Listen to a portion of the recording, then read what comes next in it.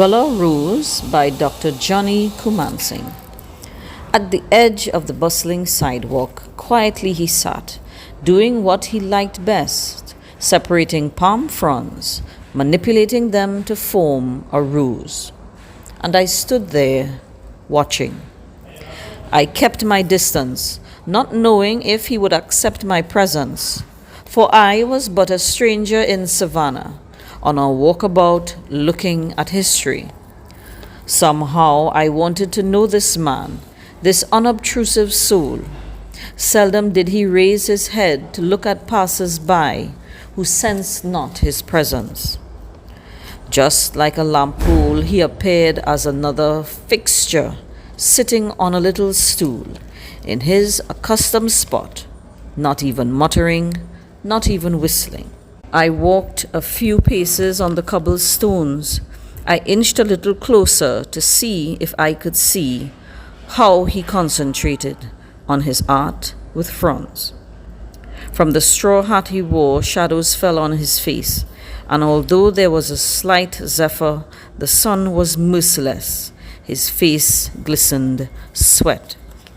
I forgot my mission to return at our prescribed hour to listen to another session of people who come to talk about their exploits elsewhere. My interest in this fellow grew exponentially as he worked feverishly to fashion his roses, works of art, beautiful, unimaginable. The antebellum landscape embraced him not as one who belonged. His darkened skin, the melanin content, was of no benefit. Getting closer, he raised his head slightly to see who was watching him. Somehow he knew that I was peering all the time. With a questioning smile, his eyes said, "Permission granted," indicating that it was okay for me to intervene, to enter his space, to talk about his life, his work, his art. I seized the opportunity, but not in a rush, cautious to not disturb his focus on the rose, muttering a couple words to me, indecipherable. Despite my lack of understanding, the words he spoke opened the door for a conversation, a wonderful chat with the rose maker. This descendant from an enslaved African, offspring of Gullah stock, was apprehensive, you see, of my style, my accent, of me. I wasn't part of the history. Amazed at his skill, his will to compete with other rose makers was inspirational as he worked his fingers with joyous calmness. Without warning, up came a man, an Anglo-Saxon man, uttering insults, ridicule at the rose maker for sitting on the sidewalk. Sadness enveloped my soul.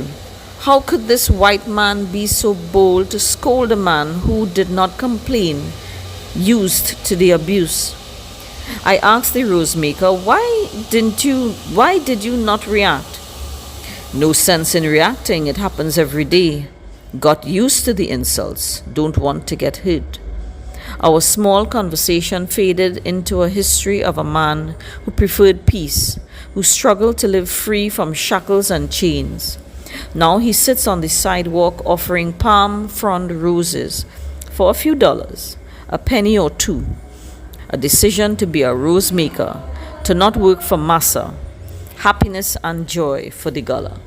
And that was Gullah Rose by Dr. Johnny Coomansingh. Thank you.